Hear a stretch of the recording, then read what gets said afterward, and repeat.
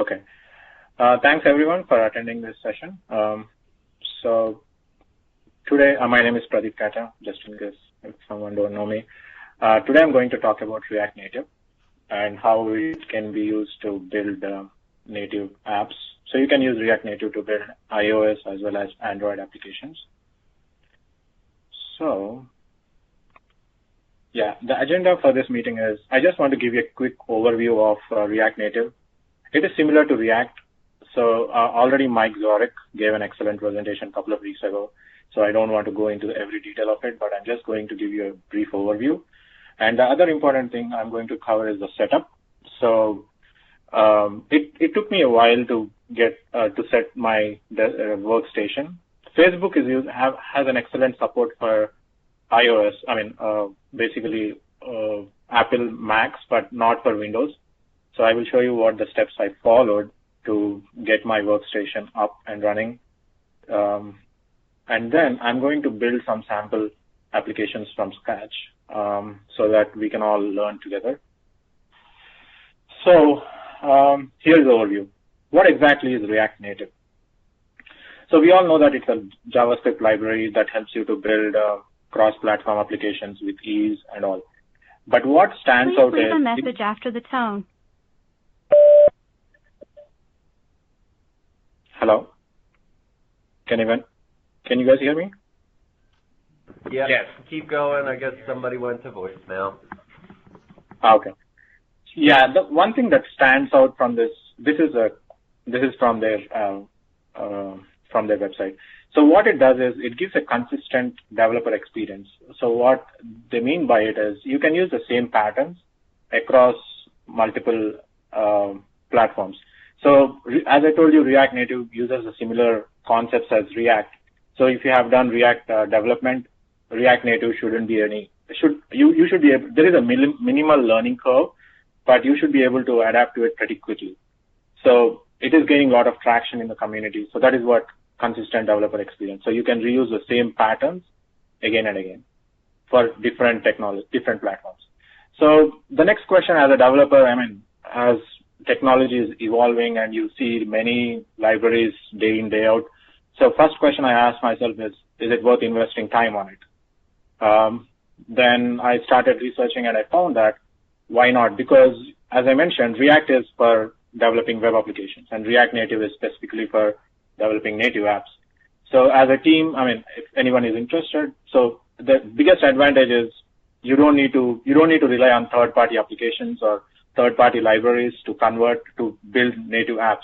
So whatever concepts you learn in React, you can use them at ease for developing mobile applications. So I thought, yeah, this sounded great. And this is the reason I think it is gaining a lot of popularity in open source community. And this is a baby of Facebook. So they are the brains behind this. And they already shipped a couple of production apps using React Native, and they promise to continue to support it in future. So that is good. And from what I've been reading and watching so far, these are a couple of favorite lines that I want to share with you. One is when Facebook came up with React, I think back in 2013. So people were sarcastic, and this is one of the tweets someone did in 2013. They said, Facebook is rethinking established practices. Why is that? Because, I mean, I'm not sure if you have looked at any React code yet, but it is all mixed up. You see JavaScript, you see HTML, you see styles, so there is no separation of concerns anymore. So that is where I think, but this sarcasm now is turning out to be popular. I think most of them are actually appreciative of what Facebook did, and many people are kind of using React for their application. So Goodbye. That's one thing. And the next thing is, the next line, UI is equal to function of data. This sounds mathematic, but this is the line from one of the developers from React team. So I will talk more about this in one of the demos I'm going to show you. So this actually sounds correct, right? Because no matter what you develop, your application or your view should be a representation of your data. So whatever you want to show, it is like a nice representation of data. So I'm going to talk more about that in one of the demos. And the last favorite quote, I think we have been hearing this many times now. Stu already talked about this. So React mantra is, or like Facebook mantra is, learn once and write anywhere. So any questions so far? Okay. So I think that's the only slide I have, and now I'm going to show you all the demos. So I want this session to be as interactive as possible, so please feel free to stop me at any point. Okay, so first thing I want to show you is how to set up your desktop, or you set up your workstation. So there is an excellent link here.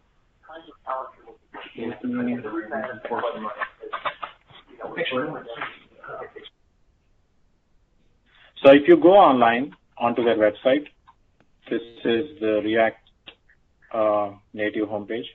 So if you go onto the Get Started page, they have Android setup, and they have all detailed instructions. But setting up your full project with React Native is pretty easy. All you need to do is you just need to go into a command prompt and type React and just follow the instructions. As I said, React Native init, and you just need to give your folder name, and it will download all the prerequisite for this is you need to have npm, like Node.js, installed on your machine, and then it will set up your project. It will take a couple of minutes, so I already did that for us.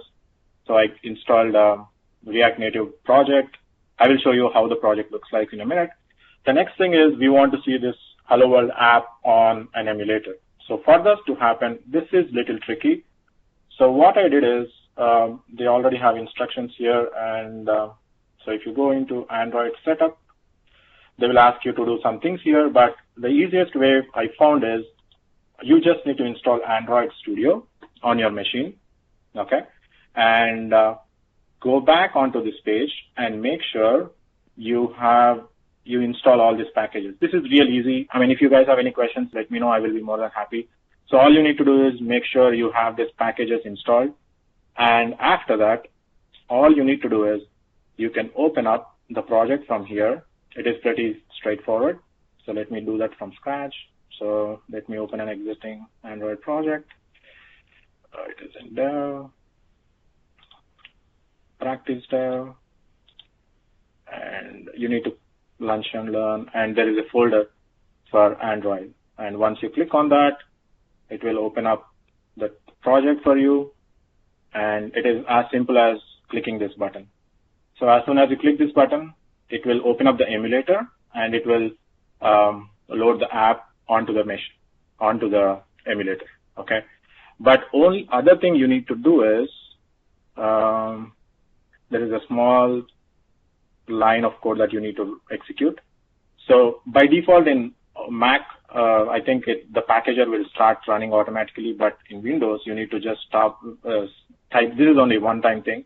You need to start the React Native on that folder.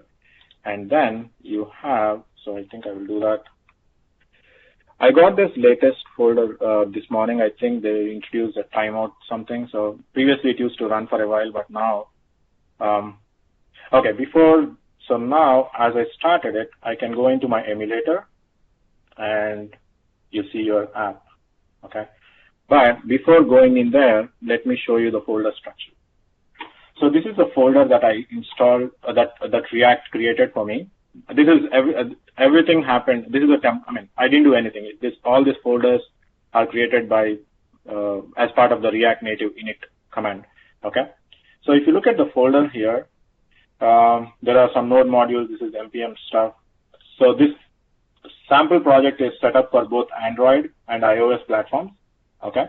And other thing you see, there are some packaged JSON files, and not to worry about them, but the important files that we need to worry about is index.ios.js and index.android.js. So this is a clean pattern or a preferred way of developing your components. So if you append your component file with this extension, Android extension, then React will take care of using the correct file based on the platform. So whenever if you open this project in iOS, then it will use index.ios.js. As I'm using Android emulator, it will open up this file. That is the reason. Let's make sure that please let me know if I'm going fast. I can stop or I can slow a little bit. Welcome to React Native CSS Lunch and Learn. And if I go here, and all you need to do is press F2 and click on Reload.js just to make sure our changes get updated here.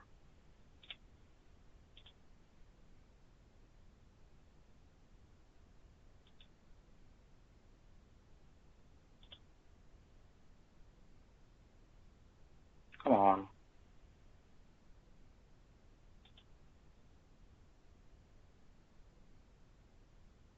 Oops, am I on the correct bit? Did I make my changes? No, sorry.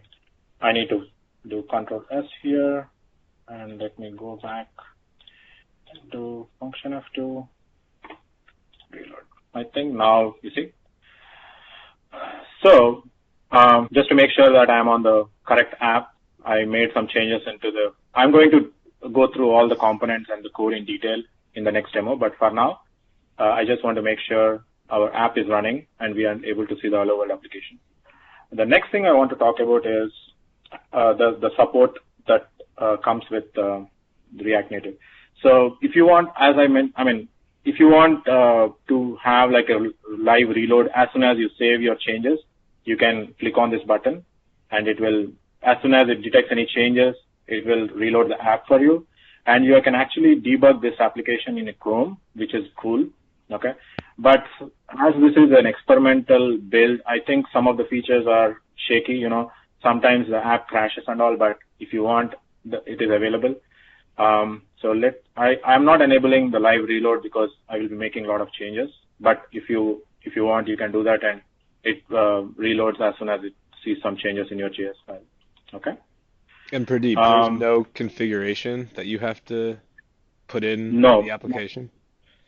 Nothing. All you need to do is as soon as you set up your project, you make sure you open up the Android Studio and run the build, and the emulator will be up and running, and just go to your command prompt and start your packager. That's it. Nice. That's awesome. Yep. It is pretty sweet. Okay. So, Pradeep, why are you using Visual Studio Code instead of just editing in Android Studio? The reason is, and I'm not that much familiar with Android Studio, but I love Visual Studio Code, so okay, I use it as well. No preference. So. Yeah. But I'm going to show you some features of Visual Studio Code as well in my demo. I think it is best open source editor. I tried Sublime Text. You need license for it, but Visual Studio Code is so cool. So, okay. Thank you. Please feel free to interrupt. I want this to be as interactive as possible. Okay. Do you guys have any other questions? Okay, cool. So, I feel that, at least when I started learning React, I thought the best way to learn, in general, best way to learn a technology is to start building basic applications.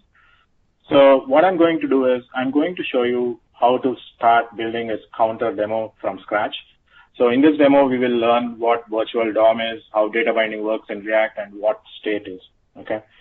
So let me go to my Visual Studio Code, and in general, it is advisable to create a component. I'm going to talk about what components are a little bit later, but it's always good to create a separate file for each component you create.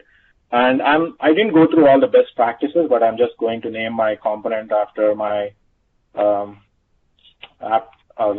application name. And let me copy some things from here just to save some time. Okay. And the first thing that you need to do is, let me copy some things from here. So first thing is you can actually export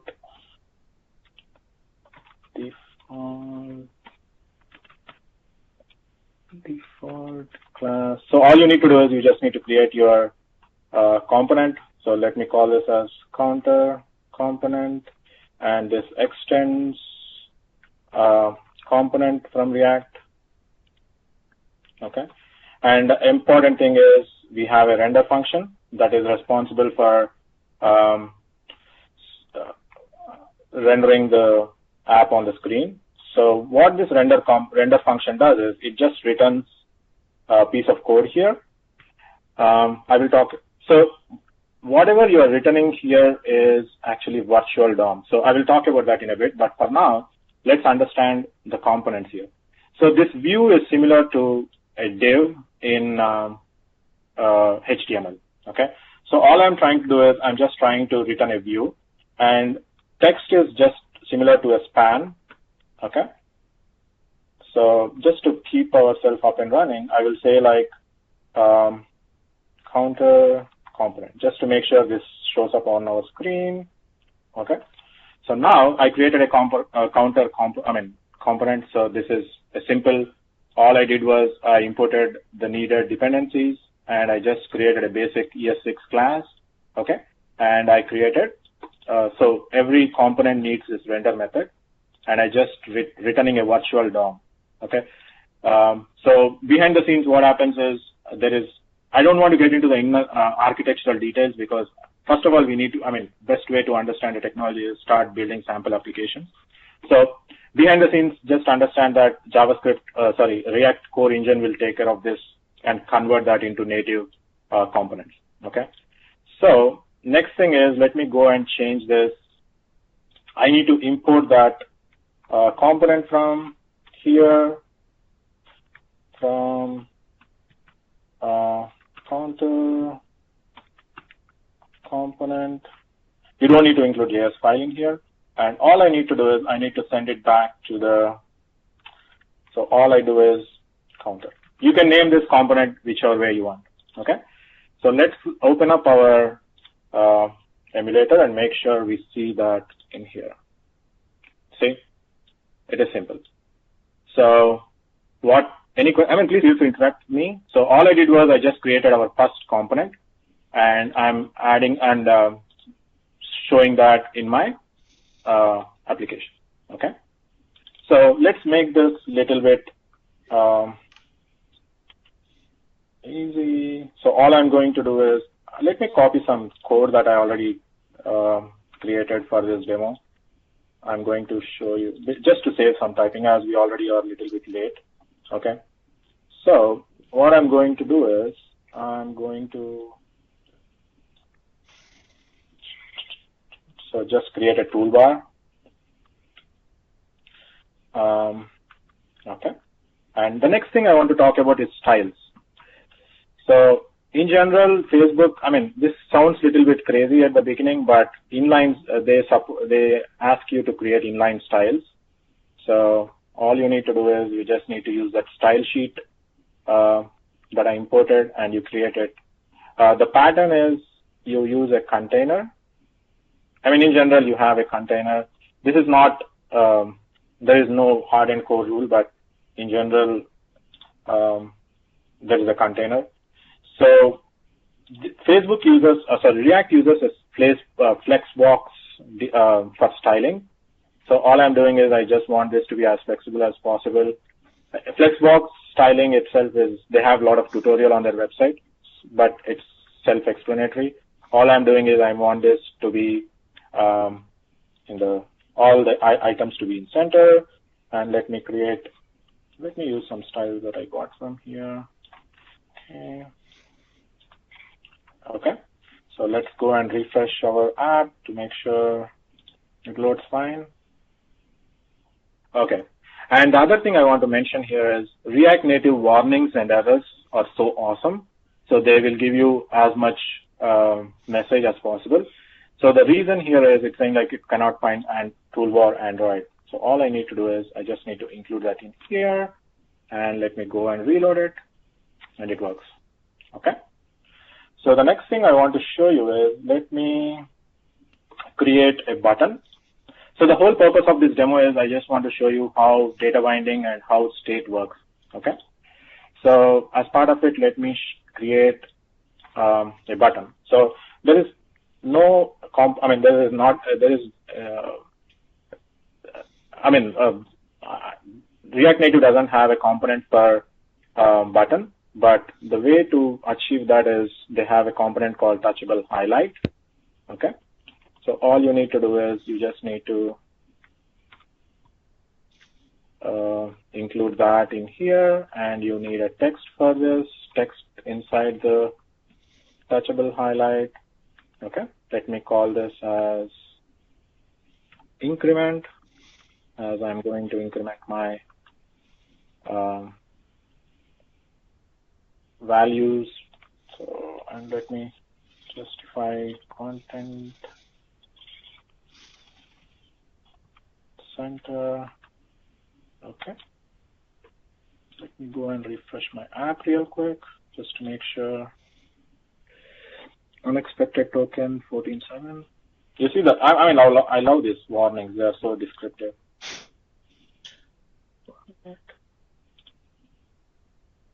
14.7.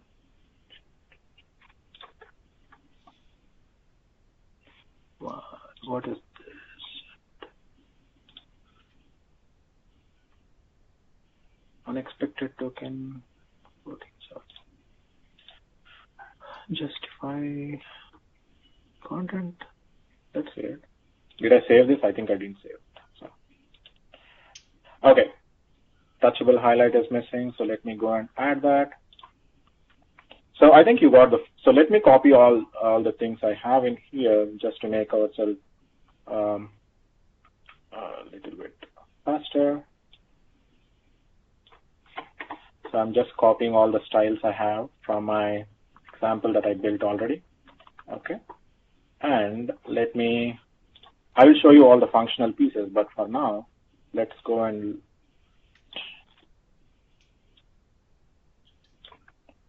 let me go in here.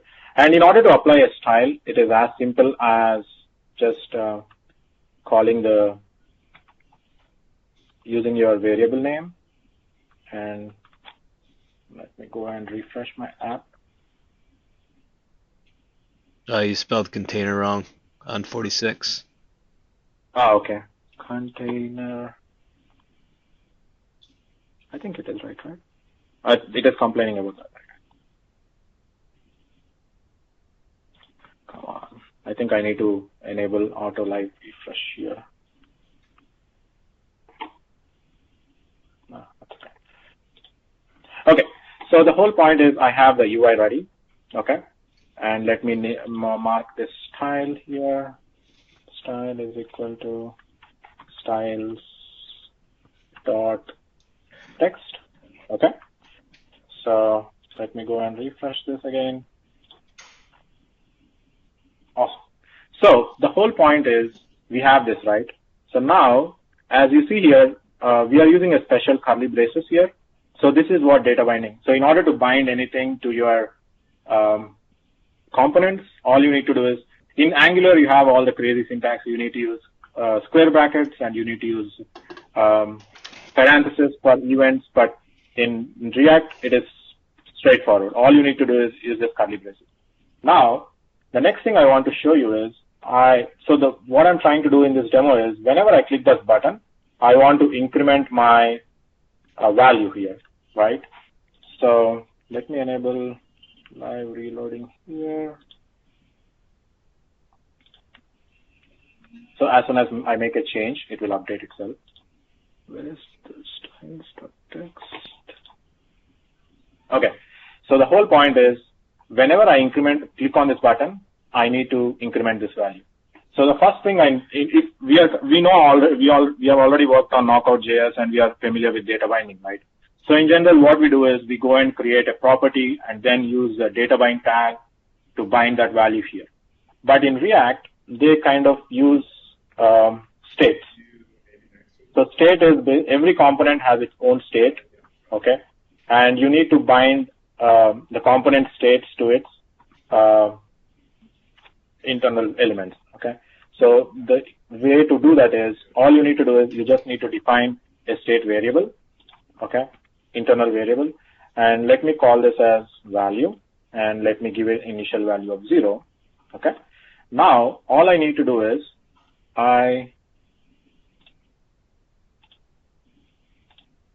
Constructor needs an R. Oh, sorry. Thank you. I think I am going a little fast as we already missed some time. Thank you very much. Okay, so the easier way to bind this text to this value is all you need to do is go in here and just say this dot state dot value. Okay. And the next thing is I want to create a binding event. So all I do is touchable highlight as a method called onPress. So all I need to do is I need to create a method on increment, and I need to bind this method to this scope. Okay. So what I will do is I will go in here, and there is a special syntax that you need to use. So you need to set the state. Okay. That means, so in general, React responds to the state changes. So whenever your state changes, it will go and update your DOM or your app accordingly. So all I need to do is I need to tell React that my state has changed. So what I do is I go here, this dot state dot value plus 1. Okay. All right. So that's okay. So now let me go and refresh app. Should have there already.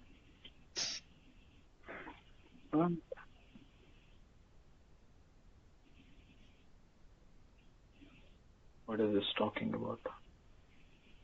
On press, on increment. Oh, sorry. I think I missed this. Okay. So now, as soon as I click on this, you see, I'm able to update my counter. Okay. So coming back to the code I mentioned earlier, your UI is resembling the state of your data, right? It's nothing but function of your data. So the data is represented in a state of a component, and whenever you respond to the events, all you need to do is you need to modify the state accordingly, and then React will make sure it updates the DOM, okay, or the app you're on. So in this demo, I just want to introduce you to the data binding and how data binding works, and also how to define state and how to change the state. In general, React goes hand in hand with Redux or any Flux, but it is not advisable to change the state in here. But in order to get started with React Native, I'm just changing the state in here. I will show you, if we have time, I will show you how to use Redux for this counter demo. But for now, I think in order to get started with React Native, to understand the basics, I'm just sticking to React Native. Okay. So all you need to do is so the bottom line is you should have a component, and every component should have a state, and you should change the state for your changes to get effect. So that's all. That's the pattern, and you follow this pattern on, and no matter how big or how complex your application is, you just use the same thing. Okay? Do you guys have any questions so far? Okay, perfect. So the next thing I want to show you is, let me show you something real quick here. Let me put a text box. Okay. Come on. Just to understand what virtual DOM is and how React is responding, React manages how UI is equal to F of data makes sense. So as this is a text box, all I did is I bound this value to my state dot value. Okay.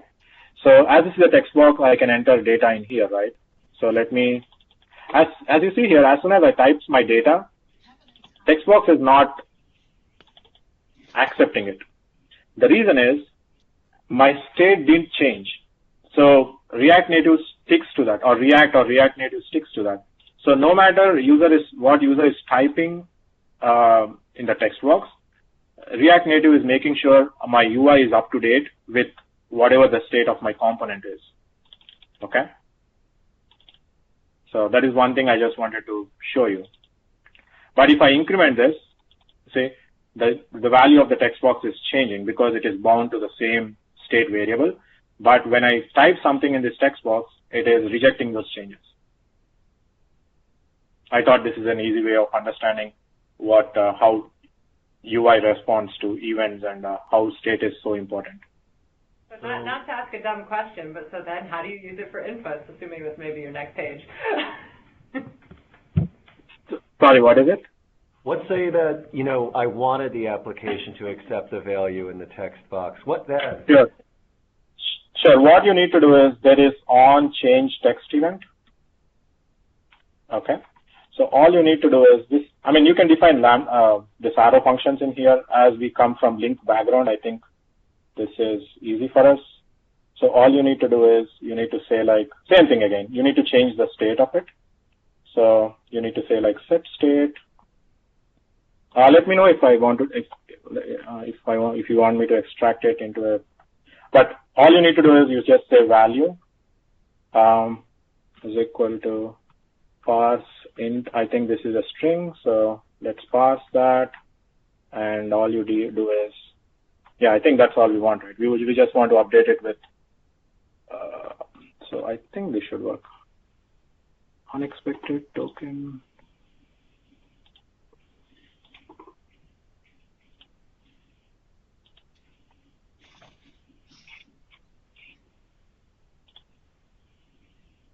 Let me create one more method on text change. I think it is complaining about arrow function should work, but I don't have that much time to look into that now. So what I will do is I will do the same thing in here. Okay, and all I do is come on this dot on text change dot bind, and this I think I misspelled dot here, so is this complaining about? Oh, I think this one. Nope. Oh, yeah, it looks like the closing tag. Yeah. Thank you, Mike. Yeah. Is it this one? Yeah, I think it should work now. Come on. What is this? Let me go back. Control lizard.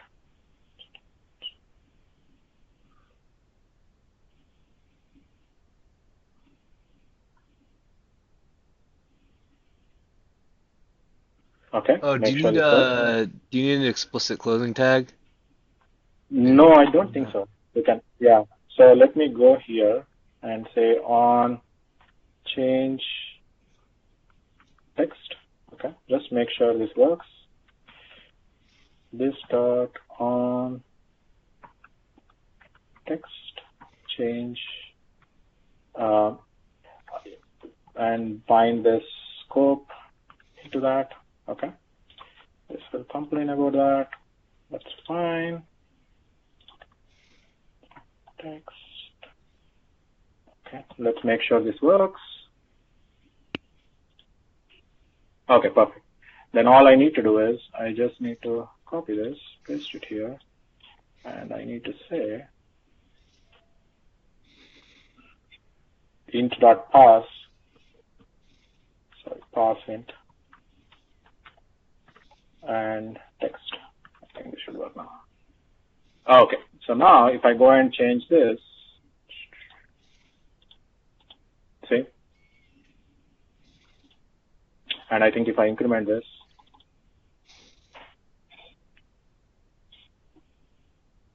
and whenever you guys have any, I mean, this is what I'm following, but they have an excellent documentation on every component that they have. So if you have any questions, you can go into this text input, and they have a very good tutorial on all the properties it accepts, and also all the things you can do with it. Okay? Hey, Pradeep. Thanks for, yeah. All these UI elements, like the text input and the touchable highlight, so these are from React, right? So if you're writing in iOS, these would exactly. Yep. Okay. So as I told you, this is a little bit of learning curve, but they have an excellent documentation. So if you want, you can go and refer to that. So as mentioned, div is similar to view. View is similar to div in your HTML, and text is similar to span. Okay. Right. Thanks. And yeah, sure. And one more thing is they have separated these components based on the platform. So if they have appended it with iOS, that means it's only available for iOS. But if it is not appended with anything, that means it's common. Okay. So cool. Any other questions? Awesome. So in this demo, I just wanted to show you what, and one more thing is, as I mentioned, they claim, they rave about this virtual DOM. So what exactly is virtual DOM is, if you take React, you'd return the same kind of syntax, but you use divs, spans, whatnot. So this is not actually what that is getting rendered on the web page. So what they do is they kind of do some special magic. It's same as ASP.NET, right? If you look at MVC or ASP.NET web forms, ASP.NET has its own user controls. So it's a similar thing. For me, a component is a user control, which is reusable. So I think the same thing stands for this, okay? So whenever ASP.NET web forms, it goes through a page lifecycle and it transforms that UI controls into HTML. In the same way, every component has its own lifecycle. See here, there are some methods. This is the documentation from them. So every component has its own lifecycle. It has a render method and whatnot. So you just need to write your logic in the corresponding method for it to have any effect. So if you compare those two things, I think they are the same. Okay. Any other questions? And I already showed you how to manage state for a component and how data binding works and what exactly is virtual DOM. So they manage two copies basically. And whenever they are rendering the app, they compare the existing state of the application with their virtual thing, and they compare the bits and then and take the corresponding action. Okay. Perfect. So the next application I want to talk about or demo is a to-do list. So this is little bit. This is little bit complex application than what we looked. So let me show you. In this demo, my aim is to get to introduce we already talked about components, but how to compose this components into a bigger one, and what is the use of props. So this is the sample to-do demo app that I put together. So this is a simple question for you guys. I don't want to put anyone in spot, but what are the possible components that we can think of in this app, right? So we know everyone have their own styles, but in general, whenever you are developing this application or any app or a Windows app or a web app, so component, as I mentioned, is a reusable thing, is reusable user control. So how many or what are the possible components you can think of in order to put something like this? Any guess is fine. I just want to make sure we understand what components are.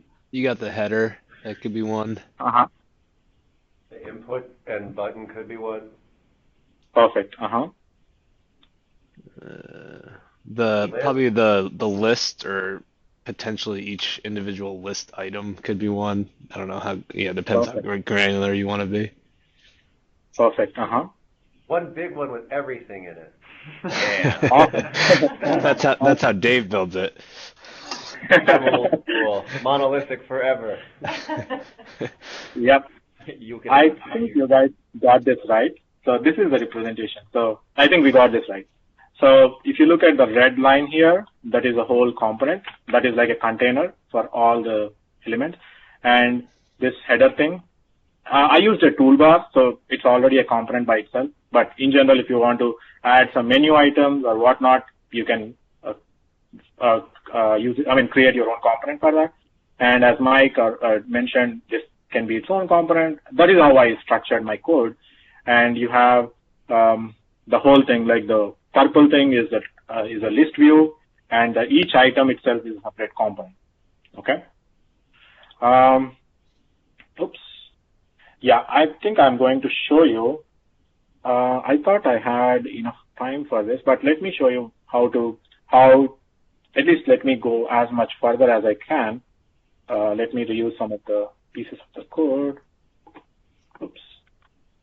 To just make this faster. Okay. So as I mentioned here, let's create the first component. So,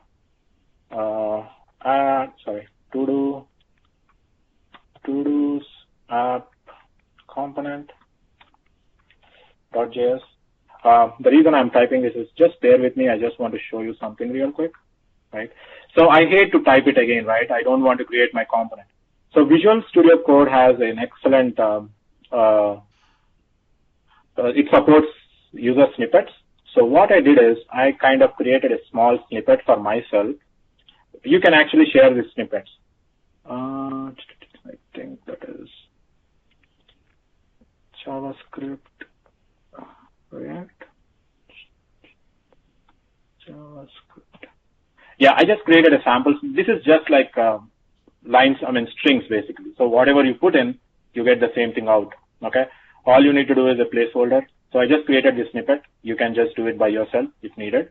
So I just don't want to type it. So all I do is I hit Control Space, and I think I used a prefix of my snippet. And as soon as I hit Tab, it just generates this for me. So let me call this as Todos app component. Okay.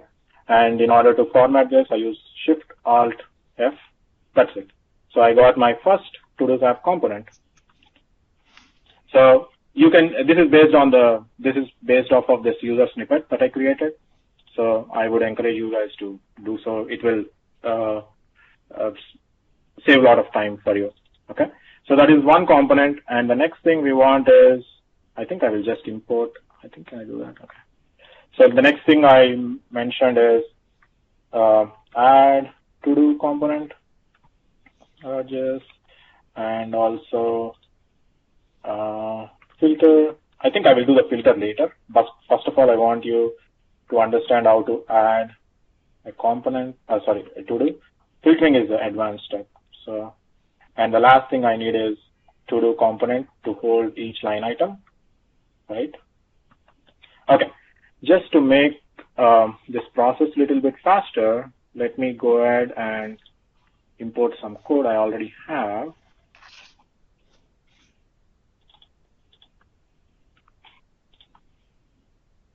Sorry. Okay, so if you see here, all I did was, this is just like the same component that we created for counter. I just have some styles here. So first thing I want to show you is, let's go to the render method. Okay, so in this render method, all I have is a view, and I have a toolbar, and I have an add to do, and then I think let me comment this out. Okay, let me delete this, and just I have one more a component for to-do list. Okay, so before going any further, let me show you some of the. So this is a container component, or people call it different names. One of the common containers are container and a presentation. So presentation component will not have any data logic as we have here. So we are using the state and also corresponding behavior. But presentation component is only responsible for just presenting the data. As in this case, a to-do list is a presentation component, or the to-do list item is a presentation component. Okay. So how can the parent component interact with its children? So the way to do that is, so for example, this is my app container, right? So this is the whole thing. First of all, this is the whole thing, right? So I need to pass in properties. So the way to interact with components is you pass them as properties. So this add to do has a property called onClick.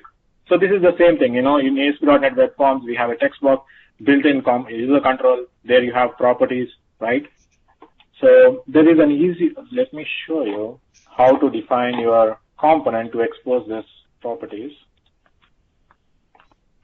Okay. So if you see here, this is just like the same component. Okay. The only difference is this is, I mean, you don't need to do this, but this is an if you use ESLint or some kind of tools over there, they will find out the errors and they will warn you. So all I'm doing is, this is a syntax for exposing the properties of this component. So in this case, all I'm saying is, I want this property, which is of type func. So func is just like a function or a callback, and I want this to be required. Okay. So in the same way, I want to pass the real object, which is nothing but the real array list, to to-dos, and also I want,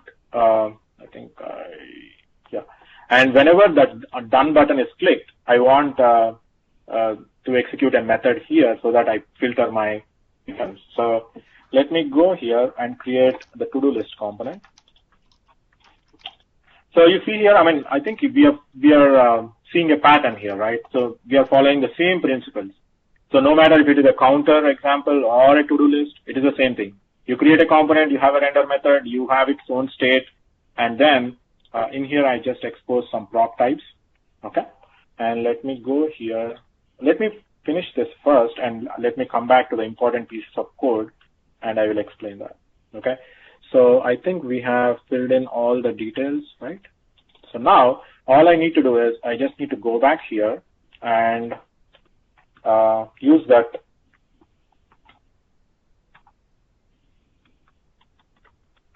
let me import that to-dos app. You see how easy it is, and how, I mean, if you organize this your code in this way, it will pay dividends down the road. You know? So let me. You missed an R in import, by the way. Oh, thank you very much. Sorry.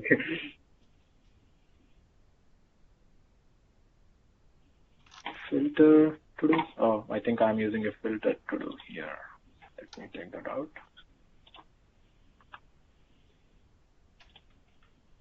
Awesome.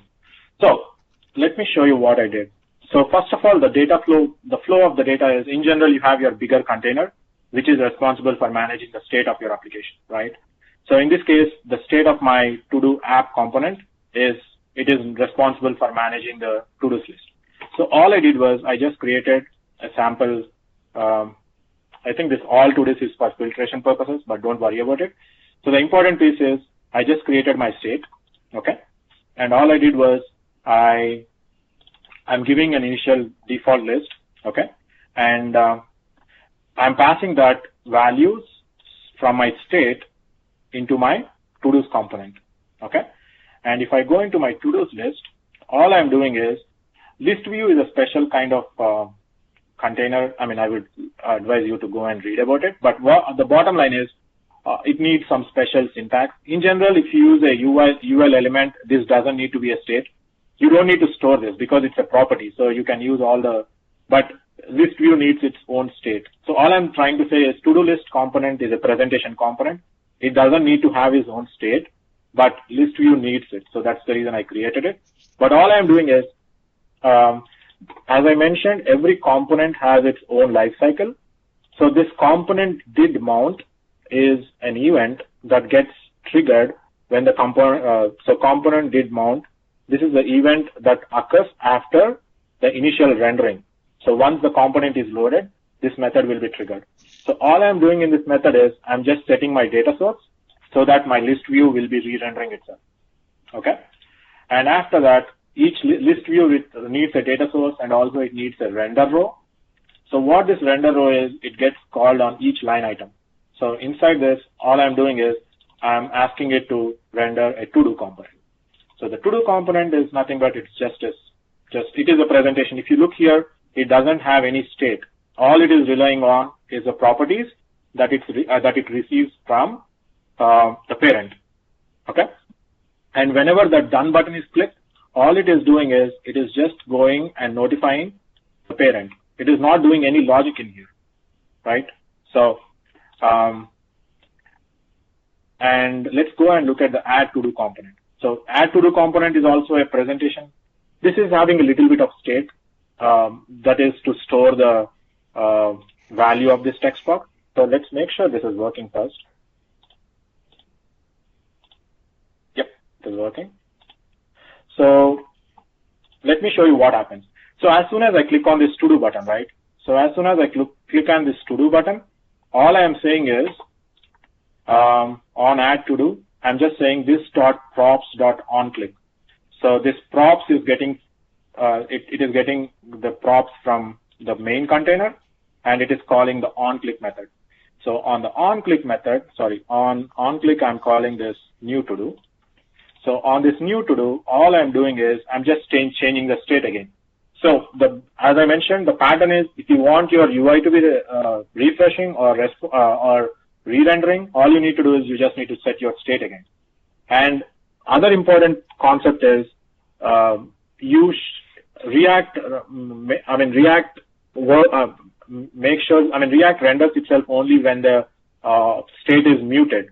So I think, that is a totally different concept, but the thing is, you need to make sure that the state of the UI is changed. If you look at the to-dos list, the reason it rendered itself re-rendered is I'm adding a new item to it. That means the list is changed, okay? But if I click on this done button, I'm actually coming here, okay? So if in Knockout.js or Angular, what you do is you go and, so all I'm doing here is I'm just, this is just ES6 function. All I'm doing is I'm checking for, as soon as I click on this done, it will send an ID, and I'm checking if that ID is not equal to the ID, then just return the same thing.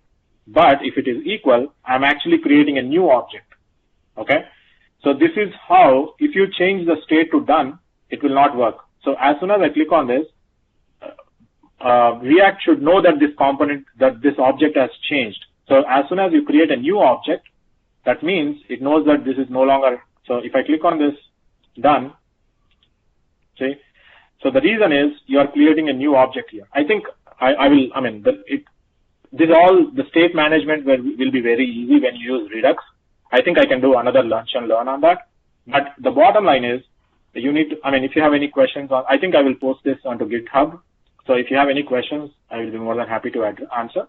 So, but the bottom line is, you need a component, you need a state, you need to modify the state for your UI to refresh. So. Good stuff. Hey, Pradeep, yeah. I know we're running out of time, but I think it's important could you highlight again the relationship between the state of the container, the container JavaScript file to its to the child elements, like kind of how state and props work? Sure. So if you look here, this is the main component is this guy, right? So this is the main component. So what is the state? In general, it is recommended to have a single state for whole application so that it is manageable. So just assume that this is the whole state of your application. Okay. So just forget about this all to-dos. That is just for filtration purposes, but just understand that we have only to-dos for now. Okay. So the main component's responsibility is you need to make sure all your children will listen to it. So all I'm doing is, in order to pass this state to my children, in this case the list box, all I did is I'm just passing it as a property. Okay. And whenever when a new to-do is added, I'm changing the state by calling the set state. Okay. So in this case, my to-dos is changed. Okay. Actually, that's a good, thanks, Mike. Actually, you got a very good point. So now my question is, I changed my state here. How would my list view know to re-render, right? So the list view is totally a different component. So how will it know? In Knockout or in Knockout.js, you will look for a callback function, then you change the corresponding list and all, right? But in here, Knockout has an observable, so it's a two-way data binding. It will listen to, but in here, it's data flows one way. So how it does is, let me show you. So in the to-do list, you need to register to a method called component will receive props. So whenever the props changes, so in this case, to-dos is a prop from the parent. So whenever that changes, I need to refresh my state here, or else it will not work. So let me make sure I comment this, and I will show you what happens. So if I do this, even though my state of my application changed, but my list view is not changed. Okay? So the reason is it needs to know that the properties have changed, right? So this is a method, part of the component lifecycle that you need to register to, and you need to say that, okay, my list, so you need to make sure that you refresh your child component. In this case, this is the state, but you need to refresh your, let me show you. In the case of to-do component, whenever the prop change, right? So whenever I click on the done button here, the state changed, so it will refresh. So whenever I'm refreshing here, what I'm checking is if my props.todo.state is done, then I'm asking to render a different element. Okay. If not, I'm asking it to render the done button. So as soon as I click on this, it is actually going away because I don't have the filter. If I have the filter, then it will work. So that is the bottom line. But it is so easy. You don't need to manage all the settings. And this will be a lot easier if we use Redux because you don't need to manage all these things in here. But I can't cover everything in 1 hour. So if you want, I can do one more session on Redux using the same app, transforming it into Redux. So Cool. Thanks. Micah, did I answer your question? Yeah, definitely. And what another way to think of that parent component for people that use Knockout and Angular is it's more or less just like a controller or a view model as well. That's another way to think about it. Yeah. So, yeah. Cool. Awesome. Yeah, I think I have a lot of other. I wanted to another demo just to introduce Redux with Counter app, but I think we already ran over. So. Yeah, we'll put it on the books. Yeah, sure. Yeah, let's do it in the next session then. Okay, guys, thank you very much and for attending this session. Do you guys have any questions? No. I think we're good over here. Thank you so much. Yeah, that was awesome. Thanks, Pradeep. Sure. Thank you, guys. I appreciate it. Have a good weekend. All right, bye, guys. You too. Bye.